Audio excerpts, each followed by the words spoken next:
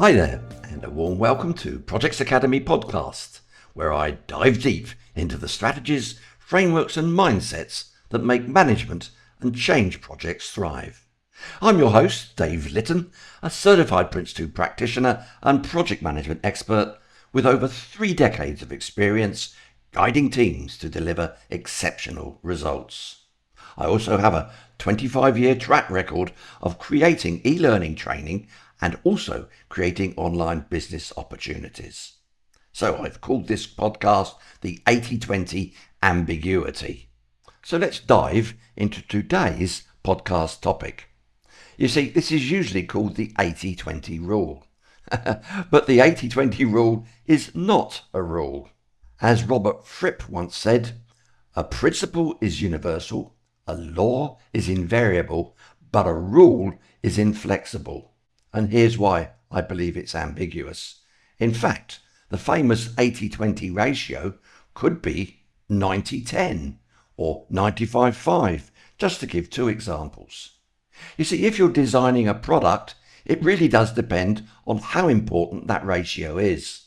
As an example, designing a flight critical warning light for an aeroplane versus a similar system for a car. Clearly, the outcome of failure is far more serious for the aircraft. Now, the failure rate for Six Sigma is 3.4 defects per million. And considering there are around 13,000 planes in the air at a given time, that's around 230 defects, or potential accidents if you will. So for this reason, critical industries like aviation use a much higher value of Sigma, typically 8 Sigma, which is around 1 million less defects than Six Sigma. Another reason why I called this podcast the 80-20 ambiguity. So before I dive into the 80-20 rule, you will want to understand that it has evolved from the field of statistics. So first, a little background. I want to talk about something called Lean versus Six Sigma, since they can both be combined. You see, Lean focuses on visual management, a prescriptive approach.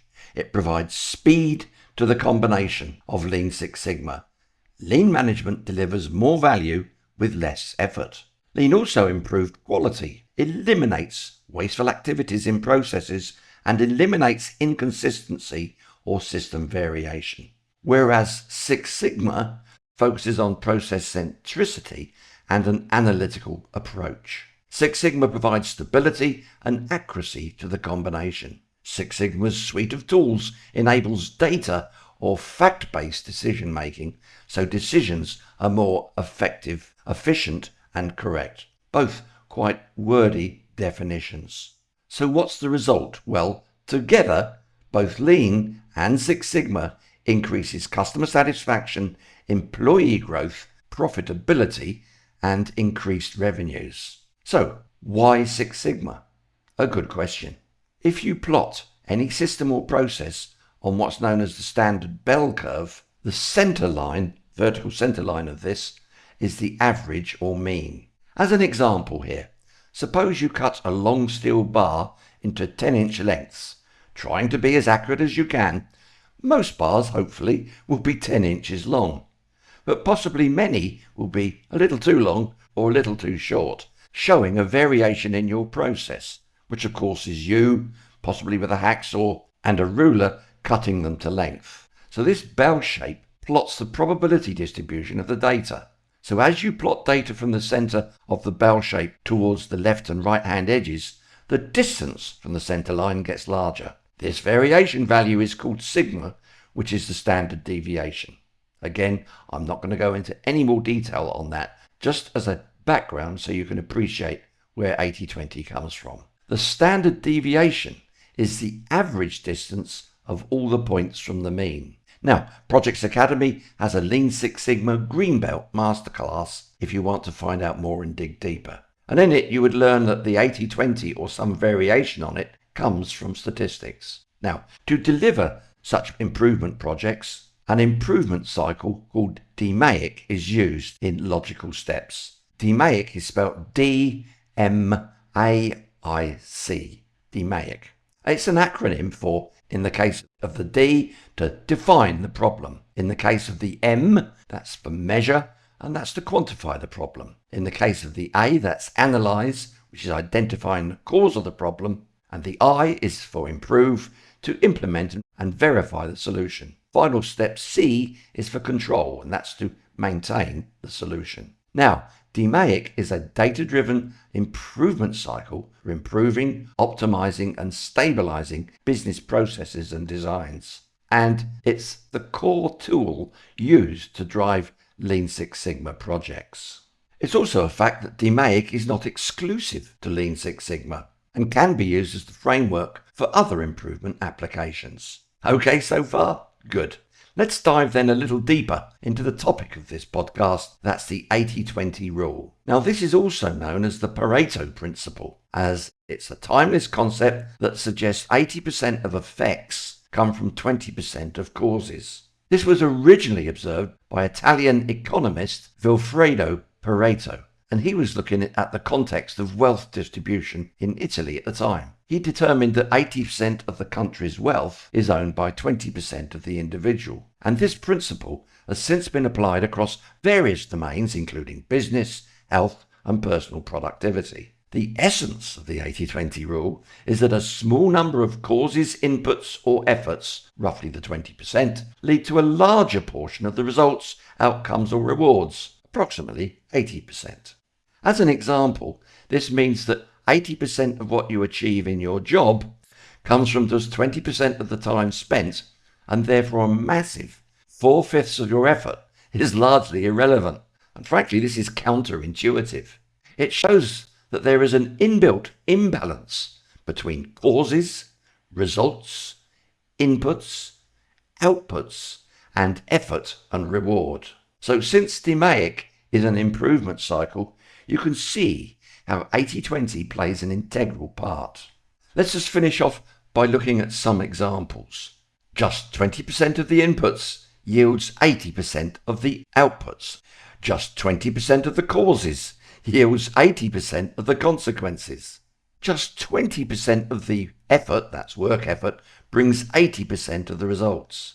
And 20% of products usually account for about 80% of sales value. 20% of customers account for about 80% of sales value.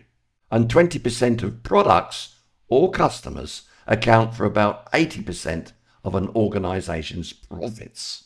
But you see, 80-20 also plays into our home, personal and family life. You will choose just 20% of your shirts, ties, shoes, and your partner probably skirts 80% of the time. Which is why you're often replacing your favourite shirts and ties, for example, since they've been used so often. In your wardrobe, you'll have the 80% that isn't used still sitting there. 20% of your home flooring. It could be that you've got wooden blocks or tiles or wall-to-wall fitted carpet. It's only 20% of such home flooring gets 80% of the wear, which is why you'll find yourself replacing your flooring and throwing away 80%, which frankly isn't really used very much. You can find examples of the 80-20 rule in society as well. Get this, 20% of criminals account for 80% of the value of all crimes. 20% of motorists cause 80% of accidents. And 20% of those marry comprise 80% of the divorce statistics. 20% of children attain 80% of the educational qualifications available. Can you start to see how 80-20 plays into Lean Six Sigma? Now, when it comes to leadership, which is leading and managing change projects, for example, understanding and applying the 80-20 rule can significantly enhance both your personal effectiveness and organizational performance. So for leaders, this means recognizing that not all actions or strategies contribute equally to success. By identifying and focusing on that critical 20% of your efforts will lead the most significant results. In this way, leaders can optimize their time, resources, and influence. Okay, so that's all for today's podcast. I hope you're walking away with a spark of curiosity and some fresh ideas to make your project shine.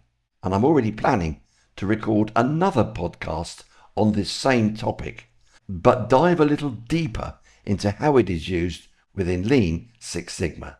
So until next time, keep engaging, keep building, and keep delivering projects that make an impact. Until we meet up again, from me, Dave Litton, it's bye for now.